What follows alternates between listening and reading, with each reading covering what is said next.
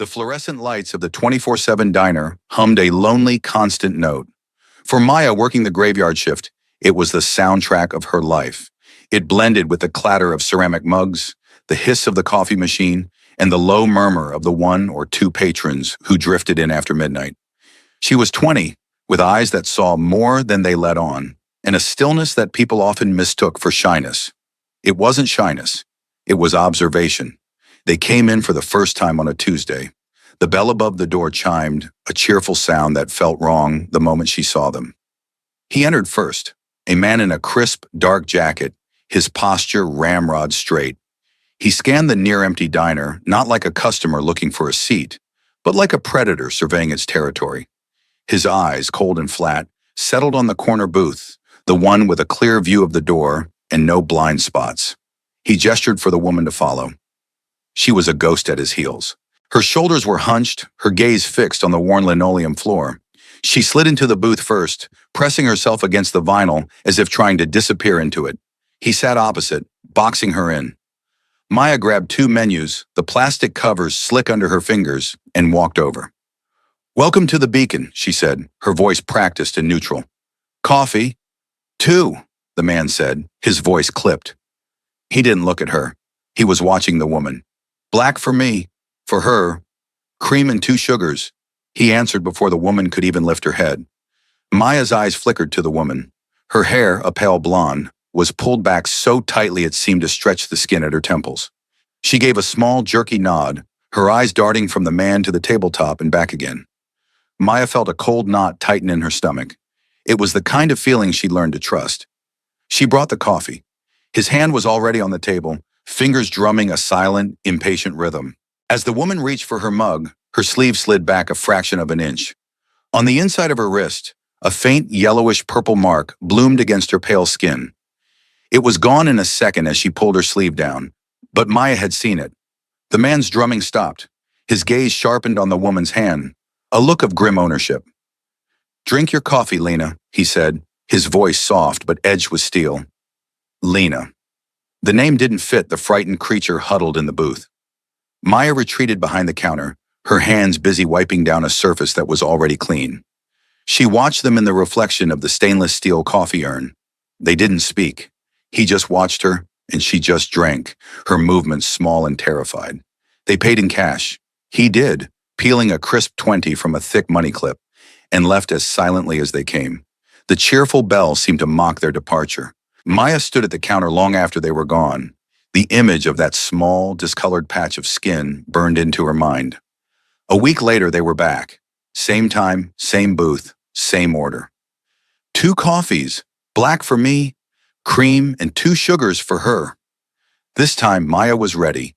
As she set the mugs down, she let her gaze linger for a half-second too long on the woman, Lena. Today, she wore makeup, a lot of it. The foundation was thick and a shade too pale, caked under her left eye in a way that didn't hide the slight swelling so much as call attention to it. It was a clumsy, desperate attempt at concealment. Lena must have felt Maya's gaze, because she flinched, a tiny bird-like movement, and her eyes welled up for a split second before she blinked the tears away. The man whose name Maya had learned was Richard noticed everything. His hand, which had been resting on the table, closed into a fist.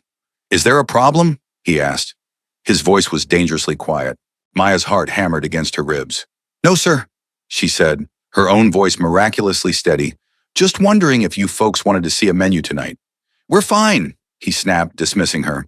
She backed away, her face a mask of professional calm. But inside, the cold knot was now a block of ice. She went about her duties, refilling the salt shakers, stacking napkins, all the while keeping them in her peripheral vision. Richard talked to Lena in a low, intense whisper. Maya couldn't hear the words, only the menacing cadence. At one point, he reached across the table and gripped Lena's arm, his fingers digging into her bicep. Lena's face went slack with fear, her body rigid. He leaned in closer, his whisper turning into a hiss. Then he released her, smoothed his jacket, and sat back as if nothing had happened. The whole performance lasted less than 30 seconds. To anyone else, it might have looked like an intense conversation between a couple. To Maya, it looked like a warden correcting a prisoner.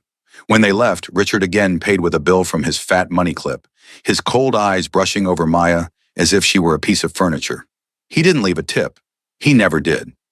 Maya found herself looking for them on other nights, a sick sense of dread mixing with a strange feeling of responsibility. She felt like a witness, and the weight of it was heavy. Have you ever felt that? That feeling when you see something that's not quite right and your brain starts screaming at you to pay attention? Too many of us push that voice down.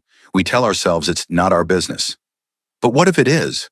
What if you're the only one who sees? If this story resonates with you, give this video a like and let us know in the comments if you've ever trusted your gut. Your story might encourage someone else to listen to theirs. The third time was when the ice block in Maya's stomach shattered. It was a Thursday just after 1 a.m. The diner was empty except for him. Grizz. He was the president of the Hellbenders Motorcycle Club, a man built like a mountain with a beard that looked like it had won wars. He sat in the same stool at the end of the counter every Tuesday and Thursday night, a silent sentinel nursing a single black coffee for 2 hours. He rarely spoke, but his presence was a strange comfort. The local troublemakers knew better than to start anything when Grizz was there. The bell chimed. Richard and Lena. This time it was worse. The makeup couldn't hide the distinct split in Lena's lower lip. It was swollen and raw, and she kept dabbing it with a napkin when she thought Richard wasn't looking. She moved slower tonight, her body held stiffly, as if every step was an agony. When she slid into the booth, a small, sharp hiss of pain escaped her lips. Richard's head whipped around. "Be quiet," he ordered. Maya's hands froze on the coffee pot she was holding. She looked from Lena's battered face to Grizz, who was watching the couple in the mirror behind the counter. His expression was unreadable, but his massive, tattooed hands had stopped moving. He was just sitting there, his coffee untouched, watching. Maya walked to the booth on legs that felt like they were filled with sand. "The usual?" she asked, her voice barely a whisper. Richard just nodded, his eyes fixed on Lena with a terrifying intensity. Maya poured the coffee, her hand trembling so slightly she was sure only she could feel it. As she set Lena's mug down, their eyes met. For the first time, Lena didn't look away. In her gaze, Maya saw a depth of terror that stole her breath. It wasn't just fear, it was a plea, a silent, desperate scream for help. Maya returned to the counter, her mind racing. She couldn't call the police. Richard would deny everything, and Lena was too terrified to speak. He would take her away, and whatever he was doing to her would only get worse. Maya would be a momentary inconvenience he'd punish Lena for later. The thought made her physically ill. Her eyes drifted to Grizz. He was still watching the reflection. He hadn't moved a muscle. He was a force of nature, a man who radiated a quiet, lethal authority that even Richard seemed to sense. The man in the crisp jacket had pointedly ignored the biker. Grizz was dangerous, everyone knew that. But Maya had also seen him leave a $20 tip for a $2 coffee every single time. She had seen him walk one of the older waitresses to her car in a snowstorm. His danger felt different. It felt protective. She had to make a choice. Stay quiet and let that woman walk out the door to face whatever horrors awaited her.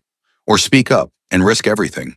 Her job, her safety, maybe even her life, on the hope that her instinct about the mountain of a man at her counter was right. Her heart pounded a frantic rhythm against her ribs. What if I'm wrong? What if I'm right? What if I'm wrong? What if I'm right? The question became a prayer. What would you do? The decision came to her not as a thought, but as a certainty. Doing nothing was not an option, not anymore. She couldn't live with the silence. She tore a small strip from the edge of her order pad, her movements slow and deliberate under the counter, hidden from the corner booth. Her pen hovered over the paper. What could she even write? Help her? Too vague. He's hurting her? An accusation she couldn't prove. Her eyes landed on Grizz's back. He hadn't looked away from the mirror. He knew. He had to know. He saw what she saw. She wrote 4 words. Corner booth. Look closer. Her hand was shaking as she folded the tiny piece of paper into a tight square. Now, how to give it to him? Richard's eyes were everywhere. He tracked her every movement. She couldn't just walk over and hand it to Grizz. She had to wait for the right moment. A moment that might not come. The diner was quiet. Too quiet. The only sounds were the hum of the refrigerator and the soft clink of Lena's spoon against her mug. Richard leaned forward again, his voice a low growl. Lena shrank back, her face a mask of misery. Grizz finally moved. He raised his hand, a subtle gesture for a refill. It was the opening Maya needed. Her heart leaped into her throat. She grabbed the coffee pot, the folded note slick with sweat in her palm. She walked toward the end of the counter, her path taking her past the edge of Richard's line of sight for just a few seconds. Her focus narrowed. The world seemed to slow down. Each step was a lifetime. The scuff of her shoe on the floor sounded like a gunshot. The weight of the coffee pot felt immense. She could feel Richard's gaze on her back. "Don't look at him," she told herself. "Just act normal." She reached Grizz. As she leaned in to pour the coffee, she kept her body between him and the corner booth. Her left hand, holding the pot, poured a steady stream of black liquid. Her right hand, the one with the note, brushed against the counter beside his arm. Under the cover of the action, she let the small paper square drop. It landed silently, a tiny white speck on the dark formica. Her part was done. She pulled back, her movements smooth, automatic. She didn't look at Grizz. She didn't look at the note. She just turned and walked back to her station behind the register, her entire body screaming with tension. Did he see it? Did he understand? Or was it just a meaningless scrap of paper he would sweep onto the floor? She risked a glance at the mirror. Grizz's hand, a slab of meat covered in ink, slowly moved to cover the note. He didn't look down. He just rested his hand there, his fingers hiding the paper. Then his eyes met hers in the reflection. He gave a single, almost imperceptible nod. Relief washed over Maya so powerfully her knees felt weak. He understood. A few minutes later, Grizz's phone buzzed softly. He pulled it out, his thumb moving across the screen. He was texting. A few moments passed. Then, the bell over the diner door chimed 4 times in quick succession as 4 more bikers from the Hellbenders filed in. They were large, quiet men, their leather vests adorned with the same roaring demon patch as Grizz's. They didn't say a word. They just took up seats at the counter, ordering black coffees from Maya, their presence filling the small diner with a heavy, watchful energy. They created a wall of leather and muscle between the counter and the corner booth. Richard noticed. Of course he noticed. His body went rigid. His hand went to the inside of his jacket, a gesture so quick Maya would have missed it if she hadn't been watching his every move. He was assessing the new threat. 5 bikers, all of them large, all of them silent. He was outnumbered. He threw some cash on the table, more than usual, Maya noted, and stood up abruptly. "We're leaving," he commanded Lena. Lena scrambled to her feet, her eyes wide with a new kind of fear. She looked from Richard to the bikers and then to Maya. Her expression was a chaotic mix of terror and a fragile, flickering hope. This was the moment, the pivot point.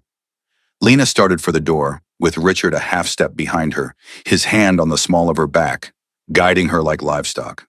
As they reached the door, Grizz slid off his stool. He didn't move quickly. He didn't have to. His sheer size was enough to block the exit. He just stood there, a mountain of a man sipping his coffee. Richard stopped. "Excuse me," he said, his voice tight. Grizz took another slow sip, then lowered his mug. He looked down at Richard, his eyes like chips of flint. "Coffee's good tonight," he rumbled, his voice a low gravel. He wasn't looking at Richard. He was looking at Lena. He spoke to her, his voice surprisingly gentle. "Ma'am, my friend thinks you might have dropped something." He nodded his head almost imperceptibly toward Maya. Lena's gaze shot to the counter. Maya held her breath. Richard's hand tightened on Lena's back. "She hasn't dropped anything. We're leaving." His tone was final. He tried to push past Grizz. Grizz didn't move. He simply shifted his weight, an immovable object. The other 4 bikers stood up from the counter in unison, a silent, coordinated movement. They didn't surround Richard. They just formed a loose, impassable barrier. "I think the lady should check," Grizz said, his voice losing its gentle edge. It was flat. It was an order. The air in the diner crackled. Time seemed to stop. Lena was trembling, trapped between 2 terrifying forces. On one side, the man who owned her pain.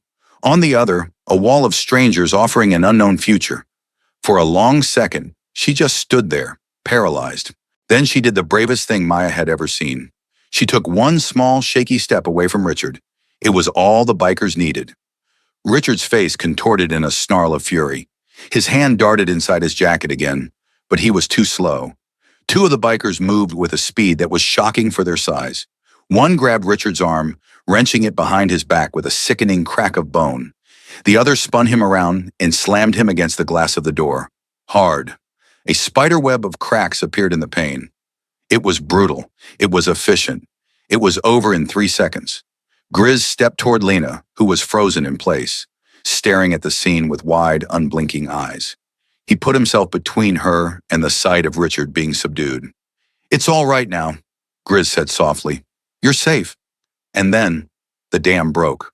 A sob tore from Lena's throat, a raw, ragged sound of pain and terror, and a year's worth of unshed tears. She collapsed, her legs giving out from under her. Grizz caught her before she hit the floor, scooping her up as if she weighed nothing. He held her as she wept, her face buried in the worn leather of his vest, his huge hand patting her back in a clumsy, comforting rhythm. Two of the other bikers hauled Richard, now moaning and disarmed, out the door and into the darkness of the parking lot. The remaining two stood guard at the door, their backs to the diner, watching the lot. Maya stood behind the counter, her hand over her mouth, tears streaming down her own face. She had done it. She had said something, and it had worked. Grizz carried Lena over to the counter and gently set her down on a stool, the same one he always used. He kept a protective arm around her shoulders. "Maya," he said, his voice rough with emotion, "get her some water, and call Sarah. Tell her to come down. Use my name." Sarah was one of the older waitresses, the one Grizz had walked to her car in the snow. Maya nodded, her hands shaking as she dialed. She relayed the message, her voice choked. Through the phone, she heard Sarah simply say, "I'm on my way." A few minutes later, Grizz's men returned. They were empty-handed. Richard was gone. Maya didn't ask where he went. She didn't want to know. One of the bikers handed Grizz a wallet and a sleek, expensive-looking pistol. Grizz pocketed the wallet and looked at the gun with disgust before tucking it into his own vest. He turned to Maya. His face, usually a stony mask, was filled with a profound, raw emotion she couldn't quite name. "You did good, kid," he said, his voice thick. "You did real good." He reached into the wallet he'd taken from Richard, the fat money clip, and pulled out the entire wad of cash. He slapped it down on the counter in front of Maya. It was thousands of dollars. "This is yours, Widrin," he said. Maya stared at the money, horrified. "No, I can't. I don't want that." Grizz's expression softened. "It's not a reward. It's restitution. He won't be needing it." He looked at Lena, who was sipping water, her sobs quieting to shuddering breaths. "And she shouldn't have to touch it." He pushed the stack of bills closer to Maya. "You've got good instincts, a good heart. Don't ever lose that." He paused, his gaze heavy. "You see what you see? Not everyone's brave enough to act on it." When Sarah arrived, she took one look at Lena's face, at Grizz's protective stance, and at Maya's tear-streaked cheeks, and she understood. She enveloped Lena in a warm maternal hug, murmuring soft, comforting words. The Hellbenders paid for their coffees, leaving a massive tip in the jar, and melted back into the night, leaving Grizz behind. He stayed until Sarah was ready to take Lena to her own home, a place where she would be safe. Before he left, he walked over to Maya. "The beacon's under my protection now," he said. It wasn't a threat. It was a promise. "And so are you." He placed a heavy hand on her shoulder for a moment. "You're family now." Then he walked out, the bell chiming his departure into the pre-dawn quiet. Maya stood alone in the diner, the hum of the lights the only sound, the weight of the night settling around her. She was just a cashier, but tonight she had saved a life. 1 year later, the diner was different. It was brighter, busier. The Hellbenders had made it their unofficial headquarters. Their bikes were often lined up outside, a gleaming wall of chrome and steel that discouraged any and all trouble. Grizz still sat at his stool, but he smiled more now. He and Maya had a comfortable, easy rapport. He called her Kid, and she called him Grizz. He was the father she'd never had. Lena worked there now. She'd started as a dishwasher, quiet and timid, still healing from wounds that were more than skin deep. But slowly she had blossomed. The haunted look in her eyes was replaced by a warm light. She laughed now, a sound that filled the diner with music. She'd taken over the day shift, charming the regulars and keeping the new waitstaff in line with a gentle but firm hand. She'd cut her hair short and dyed it a fiery red. She was no longer a ghost. She was a phoenix. Sometimes, late at night when their shifts crossed over, Lena would sit with Maya at the counter. They never spoke about Richard. They never spoke about that night. They didn't have to. Instead, they talked about the future. Lena was taking online classes, studying to be a counselor for victims of domestic abuse. I want to help them see the door, Lena told Maya once, her eyes shining with purpose. You and Grizz, you didn't just open the door for me. You kicked it off its hinges. I want to do that for someone else. Grizz had kept his promise. The diner was the safest place in town, and Maya was no longer just a quiet observer. She had found her voice. The bikers treated her with a fierce, protective respect. They taught her how to ride a motorcycle, how to change a tire, and how to spot trouble from a mile away. Grizz had started a college fund for her. Family looks out for family, he'd grumbled when she tried to refuse. 5 years after that fateful night, the ripples of Maya's decision had spread further than she could have ever imagined. Lena, now a certified counselor, had opened a small, privately funded women's shelter. Its primary source of funding came from a series of charity rides organized by the Hellbenders Motorcycle Club. Grizz, grayer but no less formidable, was its fiercest advocate. The shelter was named the Beacon House. Maya finished her degree in social work, graduating with honors. Her tuition had been paid in full. On her graduation day, the entire Hellbenders MC showed up, a rumbling, leather-clad army taking up 3 full rows of the auditorium. Grizz sat in the front row, his face beaming, and when Maya's name was called, his cheer was the loudest in the hall. She didn't work at the diner anymore, but she visited often. It had become a true community hub. The legend of that night was a quiet one, told only in hushed tones to new members of the club or to someone who needed to hear a story about courage. It was the night the quiet cashier and the biker president saved a life. One evening, Maya sat with Grizz on his usual stool. Lena was behind the counter laughing with a customer. The place was warm and full of life. You ever think about that night? Maya asked softly. Grizz stared into his black coffee for a long moment. Every day, he said, his voice a low rumble. I think about what would have happened if you hadn't written that note, if you'd decided it wasn't your business. He looked at her, his eyes full of a gratitude that still humbled her. One person, kid. That's all it takes. One person paying attention. He raised his mug. To the quiet one, he said. Maya smiled and raised her own cup. To the quiet ones. It's true, isn't it? Heroes don't always wear capes. Sometimes they wear a diner apron. Sometimes they're covered in tattoos. And sometimes they're the person who sees something wrong and finds the courage to whisper a warning. Your voice, your observation, it has more power than you know. Never doubt your instincts.